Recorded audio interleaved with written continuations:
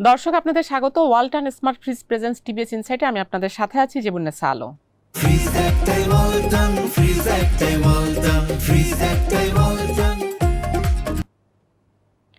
আমরা আজকে আলোচনা করব সিটি গ্রুপের সংকট নিয়ে। সিটি গ্রুপ আমরা সবাই চিনি, বাংলাদেশে অন্যতম একটি বড় গ্রুপ যাদের কনজিউমার মার্কেটে অনেক বড় শেয়ার রয়েছে। এই গ্রুপটির যদি একটু পরিচয় করিয়ে দিতে চাই, যে এই গ্রুপে যেমন তাদের কনজিউমার ডেইলি নেসেসারি যে প্রোডাক্টগুলো আমাদের, যেমন সয়াবিন তেল, তারপরে চিনি, আটা, ময়দা, পানি, যেমন ওদের ব্র্যান্ড আছে তীর ব্র্যান্ডের বিভিন্ন ধরনের কনজিউমার প্রোডাক্ট আছে।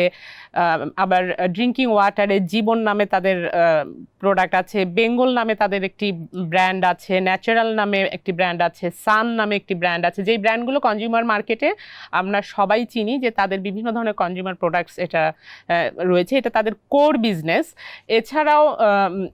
এছাড়াও তাদের অন্যান্য ক্ষেত্রে, যেমন এনার্জি সেক্টরে তাদের এলপিজি প্ল্যান্ট রয়েছে, এবং তারা বিজনেস এক্সপানশন করার জন্য আমরা জানি যে ইকোনমিক জোন ইন্ডাস্ট্রিতে তাদের নিজস্ব একটি ইকোনমিক জোন রয়েছে, যেখানে তারা প্রায় ছয়টি তারা প্ল্যান্ট করেছে, যেটা রয়েছে সিমেন্ট আছে, পেপার আছে, এরকম এলপিজি এবং চিনি, এরকম বিভিন্ন 6টি ইন্ডাস্ট্রি তারা অলরেডি সেট আপ করেছে তাদের বিজনেস এক্সপানশনের পার্ট হিসেবে। তো এই গ্রুপটির যদি একটু আমরা এটা কত বড় গ্রুপ সেটি বোঝাতে হলে, যদি আমরা তার অ্যানুয়াল টার্নওভার বলি, যে তার 30,000 কোটি টাকার উপরে তার অ্যানুয়াল টার্নওভার রয়েছে, এবং আমরা যদি দেখি যে তাদের এখানে প্রায় 25,000-এরও বেশি তাদের এমপ্লয়ি রয়েছে, রেগুলার ইরেগুলার মিলে। তো এই গ্রুপটি এখন সংকটে পড়েছে। কেন এই সংকট, সেটি নিয়েই আমরা আজকে আলোচনা করব। যখন আমরা দেখি যে বাংলাদেশ গভর্নমেন্ট কিন্তু বারবার বাংলাদেশে ইনভেস্টমেন্টকে তারা প্রায়োরিটি দিচ্ছে, কিন্তু সিটি গ্রুপ একটি আসলে উদাহরণ, যেই গ্রুপটি যে ইনভেস্টমেন্ট ক্লাইমেট আমাদের বাংলাদেশে সেটি রিফ্লেক্ট করবে যে আসলে আমাদের ইনভেস্টমেন্ট করার মতো পরিবেশ রয়েছে কিনা, সেটি সিটি গ্রুপের সংকট থেকে বোঝা যায়। সিটি গ্রুপের সংকটের প্রধান দুটি কারণ যেটি তারা বলছে, একটি হলো যে তাদের ওয়ার্কিং ক্যাপিটাল, প্রতিদিন তাদের ব্যবসা অপারেট করার জন্য যেই ওয়ার্কিং ক্যাপিটাল দরকার, যেটা যেহেতু তাদের কনজিউমার বেসড, তাদের প্রোডাক্ট বেশি এবং সেটি তাদের কোর বিজনেস, ও সেটা তাদের অনেক তারা অনেক বেশি ইম্পোর্ট সেন্ট্রিক, তাদের অনেক র মেটেরিয়ালস ইম্পোর্ট করতে হয়, ফলে তাদের অনেক ওয়ার্কিং ক্যাপিটালের প্রয়োজন হয় এত বিশাল একটি গ্রুপের। তো এই ওয়ার্কিং ক্যাপিটাল তারা ব্যাংকিং সেক্টর থেকে সাপোর্ট পাচ্ছে না। কেন পাচ্ছে না সেটি যদি দেখি, যে আমাদের ব্যাংকিং সেক্টরের যে ক্রাইসিস শুরু হয়েছে, সেখানে দেখা যাচ্ছে যে বেশিরভাগ ব্যাংকই তাদেরকে সাপোর্ট দেওয়ার মতো ক্যাপাসিটি নেই। কেন নেই? কারণ ব্যাংকগুলো যেহেতু অনেক ব্যাংক, যেমন আমরা যদি উদাহরণ দিই, ব্যাংকটির সঙ্গে ইসলামী ব্যাংকের অনেক বড় একটি লোন ছিল বা ট্রানজেকশন ছিল ইসলামী ব্যাংকের সঙ্গে, এবং তাদের লিমিট ছিল, লোনের লিমিট ছিল, কিন্তু ইসলামী ব্যাংক তাদেরকে সেই সাপোর্টটি এই 5ই আগস্টের পর থেকে দিতে পারছে না, কারণ আমরা সবাই জানি ইসলামী ব্যাংকের কি ক্রাইসিস চলছে। এবং আরও যেমন আমরা 5টি ব্যাংক যে মার্জার হয়ে যাচ্ছে, সেই 5টি ব্যাংকের মধ্যে অনেক ব্যাংক এই গ্রুপটির সঙ্গে যুক্ত ছিল, তারা এখন তাদের কাছ থেকে যে ওয়ার্কিং ক্যাপিটাল পেত সেটি পাচ্ছে না। এবং এর বাইরেও যেগুলো আমরা দেখি, বাংলাদেশে এই মুহূর্তে কিন্তু 20টি ব্যাংকের উপরে ব্যাংক ক্যাপিটাল ডেফিসিটে রয়েছে। ক্যাপিটাল ডেফিসিট থাকার কারণে তারা কিন্তু তাদের যেই লেন্ডিং ক্যাপাসিটি সেটি কিন্তু ড্রাস্টিক্যালি কমে গেছে। সে কারণে এই গ্রুপটিকে তারা আগে যে পরিমাণ সাপোর্ট দিতে পারতো এই গ্রুপটির প্রয়োজন অনুযায়ী, সেটি তারা এখন পাচ্ছে না। তাকে যে 100 টাকার যদি লিমিট দিয়ে থাকে, বেশিরভাগ ব্যাংকই সেই 100 টাকার লিমিট তাকে দিতে পারছে না। লিমিট খাতা কলমে আছে, কিন্তু এই গ্রুপটিকে সাপোর্ট দিতে পারছে না। শুধু আমরা জানি সবাই যে আমাদের ব্যাংকিং সেক্টরে এখন 10 থেকে 12টা ব্যাংক মাত্র এখন তাদের লেন্ডিং ক্যাপাসিটি রয়েছে, ভালো হেলথ রয়েছে, কিন্তু শুধু এই 10-12টি ব্যাংক সবাই তার উপর ডিপেন্ড করে কিন্তু এই গ্রুপটি চলতে পারবে না, কারণ সেখানে তখন ওই ব্যাংকগুলো রিস্কে পড়বে যখন একটি গ্রুপের ওপর তার সকল লোন কনসেন্ট্রেট হবে। তো এই গ্রুপের কিন্তু 26,600 কোটি টাকার উপরে লোন রয়েছে ব্যাংকিং সেক্টরে।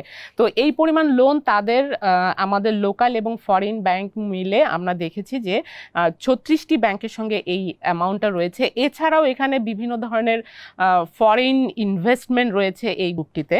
তো এখন এই ওয়ার্কিং ক্যাপিটাল না থাকার কারণে এই গ্রুপটি তার যেই পরিমাণ র ম্যাটেরিয়ালস ইম্পোর্ট করা দরকার সেটি করতে পারছে না। এর ফলে তার যে ডেইলি যে সেল সেটি কিন্তু 1/3 হয়ে গেছে, সেটি তার রেভিনিউকে ড্রাস্টিক্যালি হিট করছে।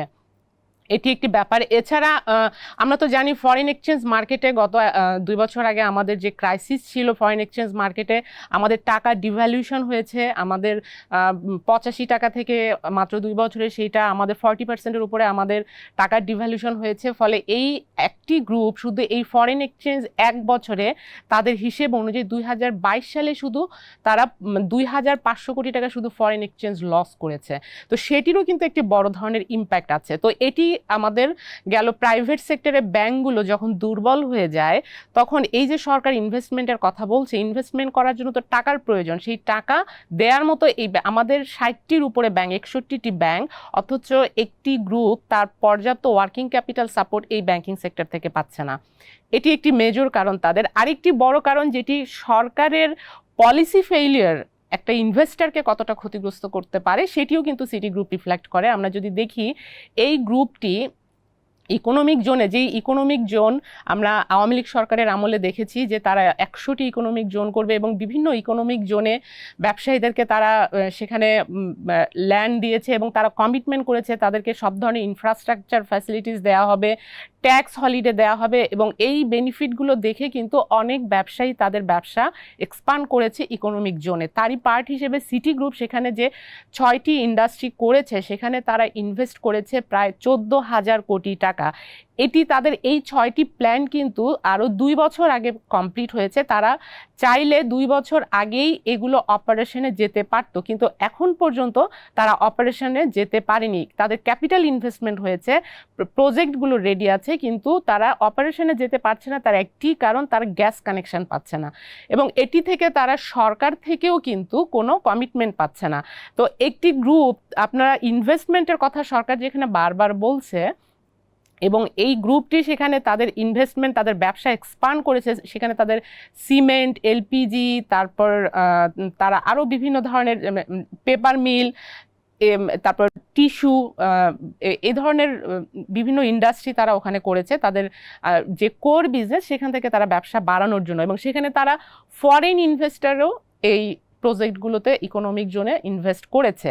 অথচ যখন এই 2 বছর ধরে এই প্রজেক্টগুলো থেকে যে বসে আছে সেখানে কিন্তু তারা যে লোন নিয়েছে সেটার কিন্তু রেগুলার তাকে প্রিন্সিপাল এবং তার ইন্টারেস্ট পেমেন্ট করে যেতে হচ্ছে। এই গ্রুপটি বলছে শুধু ওই প্রজেক্টগুলো থেকে প্রতিদিন তার 5 কোটি টাকা লস হচ্ছে শুধু এই ইন্টারেস্ট পেমেন্ট, ডেট সার্ভিসিং করার জন্য, কারণ সেখান থেকে তো উল্টো দিকে কোনো রেভিনিউ, কোনো ইনকাম আসছে না। এবং এই প্রজেক্টগুলো যদি তারা বাস্তবায়ন করতে পারতো তাহলে কিন্তু যদি অপারেশনে যেতে পারতো তাহলে আরও 10 থেকে 12,000 লোক সেখানে তারা এমপ্লয়মেন্ট করতে পারতো, সেটি কিন্তু করতে পারছে না। তো এই যে এত বড় একটি ধাক্কা, যেখানে শুধুমাত্র ইউটিলিটি কানেকশন যেটি সরকারের পক্ষ থেকে আসলে ফেইলিয়ার, শুধু তাই নয়, তারা কানেকশন দিতে পারছে না। শুধু ইকোনমিক জোনে এটি একটি ঘটনা নয়, আমরা অন্যান্য ইকোনমিক জোনেও জানি যারা ইনভেস্ট করেছে সেখানে সরকারের যে ইনফ্রাস্ট্রাকচার ফ্যাসিলিটিসগুলো দেওয়ার কথা ছিল সেগুলো কিন্তু, যেমন গ্যাস পাইপলাইন, তারা এখানে তাদের সেটা সরকার থেকে আসলে এগুলো কনস্ট্রাকশন করে দেওয়ার কথা ছিল, কিন্তু আমরা দেখেছি যে এই গ্রুপ তারা নিজেরাই সেই গ্যাস পাইপলাইন তাদের টাকায় ইনভেস্ট করে তারা নিজেরাই সেটি করেছে, সেটি সরকারের করে দেওয়ার কথা ছিল। কারণ এই যে তার গ্যাস পাইপলাইনটি তাদের ওখানে তারা সেট আপ করলে সেটি কিন্তু সরকারের হয়ে যাবে, কারণ এটা কিন্তু তাদের হওয়ার কথা না, সো এটা সরকারই দেওয়ার কথা। তো সেখানে তারা কয়েকশো কোটি টাকা ইনভেস্ট করেছে।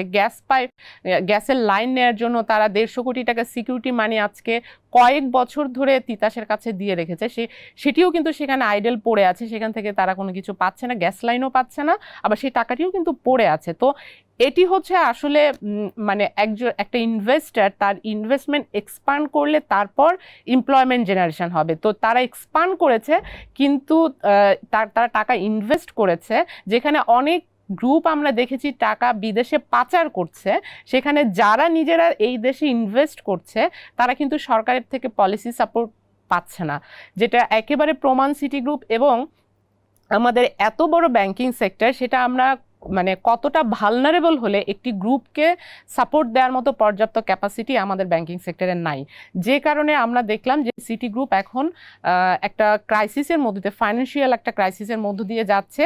এই অবস্থায় আসলে উদ্ধারের পরিকল্পনা কি? যদি এই গ্রুপটি যদি মানে সাপোর্ট না পায়, সে যদি অপারেশনে না থাকতে পারে, যদি কোথাও ডিফল্ট করে, তাহলে কি হবে? তাহলে যেটা হবে যে এই গ্রুপটিকে, এই যে 25,000-এর উপর লোক তার এখানে কর্মরত রয়েছে, তাকে ফার্স্ট তাকে ম্যান পাওয়ার কাটে যেতে হবে,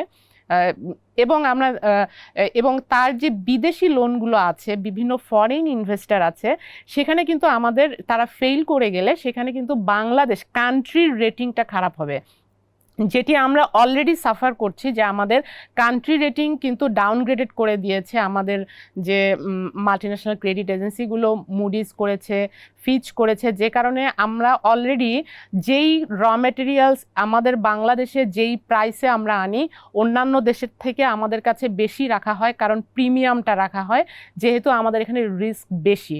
তো এই যে রিস্ক বেশি থাকার কারণে আমরা যে প্রিমিয়ামটা দিয়ে নিয়ে আসছে এই গ্রুপগুলো, তাতে আসলে লস কি? সেটা লস হলো যে এই যে হাই প্রিমিয়াম দিয়ে বা বেশি দামে যখন আমাদেরকে নিতে হচ্ছে, সেটি কিন্তু আলটিমেটলি কনজিউমারের উপর যে তারা অ্যাডজাস্টমেন্ট করছে, ফলে আমাদের এটা ইনফ্লেশনকে হিট করছে। তো এটার আসলে একটা চেইন ইফেক্ট আছে। তো এই গ্রুপকে এখন বাঁচানোর জন্য কি করা যেতে পারে, সেটি আমরা দেখলাম যে আমাদের যেহেতু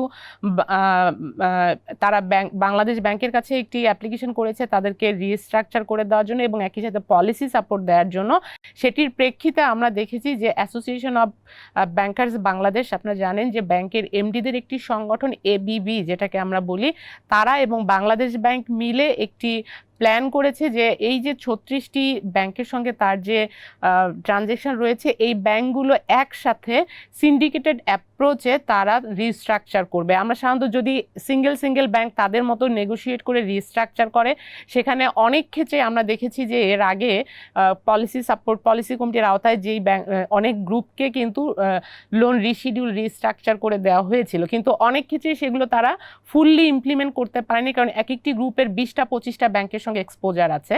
কোনো ব্যাংক রাজি হচ্ছে, কোনো ব্যাংক রাজি হচ্ছে না, তো তখন ওই গ্রুপটির আসলে কোনো খুব একটা এটাতে ভালো ফলাফল আসে না। এরই প্রেক্ষিতে সিটি গ্রুপের ক্ষেত্রে যেটা করা হচ্ছে যে এই গ্রুপটিতে সিন্ডিকেটেড অ্যাপ্রোচে বাংলাদেশে ফার্স্ট টাইম এটি একটি প্ল্যান করা হয়েছে, যদিও এটির সামনে বাস্তবায়ন করা হবে কিনা আমরা এখনো জানি না।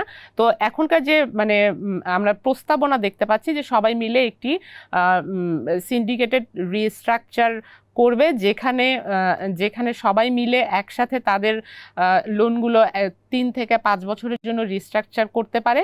এবং এই গ্রুপটি কিন্তু এখনো ডিফল্ট হয়নি। আমাদের বাংলাদেশে আরেকটি প্রবলেম যে, যেমন আমাদের সরকার যেই বাংলাদেশ ব্যাংক যেই অনেকগুলো, আপনারা জানেন যে সিক ইন্ডাস্ট্রির জন্য অনেকগুলো স্কিম দিয়েছে, তাদের ইনসেন্টিভ দিয়েছে তাদের সস্তায় লোন দেওয়ার জন্য, কিন্তু এগুলো কিন্তু শুধুমাত্র সিক গ্রুপ বলতে তাদেরকেই বোঝানো হচ্ছে যারা অলরেডি ডিফল্ট করেছে, বাট সিটি গ্রুপ বলছে যে তারা এখনো ডিফল্ট করেনি, ফলে তাদেরকে সিক গ্রুপ হিসেবে আইডেন্টিফাই করা হচ্ছে না বা তারা ওই স্কিমের আওতায় পড়বে না। এটিও একটি ক্রাইসিস যে যতক্ষণ না আপনি একেবারে শেষ হয়ে যাবেন ততক্ষণ পর্যন্ত আসলে তারা কোনো সাপোর্ট পাচ্ছে না। সিটি গ্রুপ এখন একটা সমস্যার মধ্যে রয়েছে, কিন্তু তারা এখনো ডিফল্ট হওয়ার মতো পরিস্থিতিতে যায়নি, কিন্তু তারা মনে করছে যে তাদের ডিফল্ট হওয়ার মতো অবস্থা তৈরি হয়েছে এবং অনেক ব্যাংকই অপেক্ষা করছে তাকে ডিফল্ট করবে নাকি তারা সরকার থেকে কোনো পলিসি সাপোর্ট পেলে তাদেরকে আবার কন্টিনিউ করবে।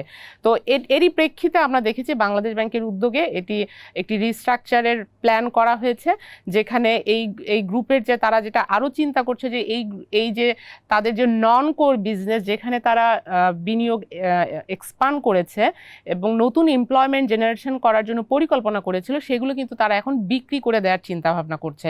কারণ অ্যাসেট লিকুইডেশন ছাড়া এই গ্রুপে আসলে শুধু ব্যাংক লোন দিয়ে তার যে ক্রাইসিস সেটা মিট আপ করা সম্ভব না, ফলে তারা এখন অ্যাসেট লিকুইডেশন করতে যাচ্ছে। তার মানে তারা কিন্তু ব্যবসা শ্রিঙ্ক করে যাবে, মানে তাদের ব্যবসা কিন্তু যেখানে সরকার নতুন ইনভেস্টমেন্টের কথা বলছে, বিজনেস এক্সপানশনের কথা বলছে, সেখানে কিন্তু একটি এত বড় একটি গ্রুপকে তার বিজনেস এখন ছোট করে আনতে হচ্ছে। ফলে আমাদের নতুন এমপ্লয়মেন্টও কিন্তু হুমকির মুখে পড়ছে। তো এটি আসলে একটি সিটি ব্যাংক, আমরা